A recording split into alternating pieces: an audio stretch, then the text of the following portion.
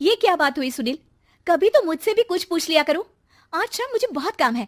मुझसे पूछे बिना तुमने हाँ क्यों बोला? ओहो, तो अब पूरे दिन घर में खाली ऐश करने पर भी मैं तुमसे पूछूं कि बिजी तो नहीं हो? अरे फालतू का मेलोड्रामा नहीं चाहिए मुझे, टाइम से तैयार रहना। उसे सच में आज बहुत काम है बेटे, तू अकेले चला जाना। पहले पैसे कमा कर इनके खर्चे उठाओ और फिर नाटक देखो जरा।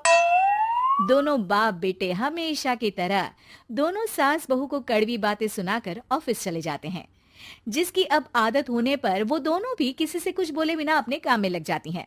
इसी तरह सुबह से शाम हो जाती है। मम्मी, समझ नहीं आ रहा, इतने सारे काम पड़े हैं जो कल सुबह तक अगर पूरे नहीं किए तब भी हम पर ही इल्जाम आएगा, और अगर पार्टी में नहीं गई तब भी सुनाएंगे। अरे इन कहो की तो आदत हो गई है बेफिजुल काय काय करने की। तू तैयार हो जा, काम मैं संभाल लूंगी। अब नेहा सुनील के घर वापस आने से पहले ही तैयार हो जाती है, जिस पर वो सुनील के आते ही पार्टी के लिए चले जाते हैं। वहां पहुंचकर हमेशा की तरह सुनील अपने दोस्तों में बिजी हो जाता है और नेहा एक कोने में खड़ी रहती है। रात बीतती है और अगली सुबह एक बार फिर वही रूटीन शुरू हो जाता है। इन लोगों को हमारे काम और जिंदगी की कोई अहमियत क्यों नहीं है? इन्हें कब समझ में आएगा कि घर में रहने वाली औरतें सिर्फ आराम नहीं करती। बेटा, मेरी तो उम्र बीत गई यही सोचते हुए, पर आज तक ना वो बदले और ना जवाब मिला। लेकिन माँ, समय हमेशा एक जैसा नहीं रह सकता, इन्हें बदलना होगा। सुबह से शाम होती है और फिर रात। इसी तरह दिन बीतने लगते हैं। एक शाम सुनील और उसके पापा ऑफिस से जल्दी घर वापस आते हैं। तब हमें पार्टी में जाना है, सूट प्रेस करके दे दो और जल्दी तैयार हो जाओ। अरे तुम भी और घंटों मत लगाना, समझे? इसके आगे नेहा या सास को बोलने का कोई भी मौका ना देते हुए दोनों वहां से चले जाते हैं। कुछ देर बाद चारों पार्टी में पहुंच जाते हैं। यहाँ सब समझदार और पढ़े लिखे लोग हैं, कोई बेवकूफी करके मेरी नाक मत कटवाना। और तुम तो खासकर अपनी जुबान काबू में रखना, बहुत चलने लगी है आजकल।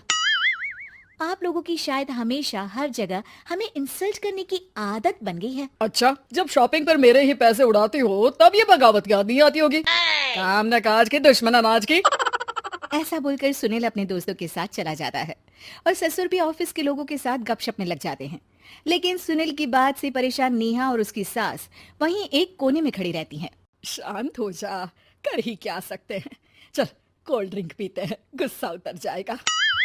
जैसे ही नेहा और सास कोल्ड ड्रिंक लेने पहुंचती हैं, तो उन्हीं के बराबर में अल्कोहल का काउंटर देखकर नेहा का चेहरा चमक उठता है। वो मुस्कुराकर सास के कान में कुछ कहती है और दोनों पीना शुरू करती हैं।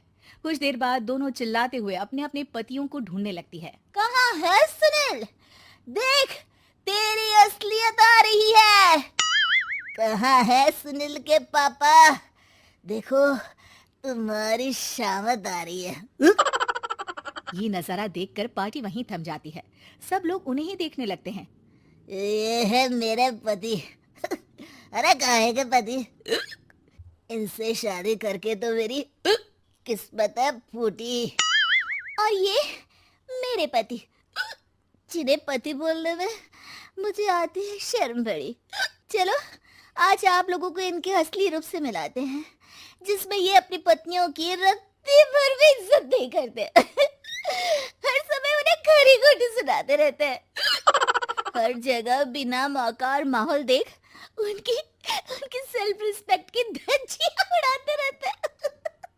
क्या बोलते हो कि घर में रहकर हम करते ही क्या है?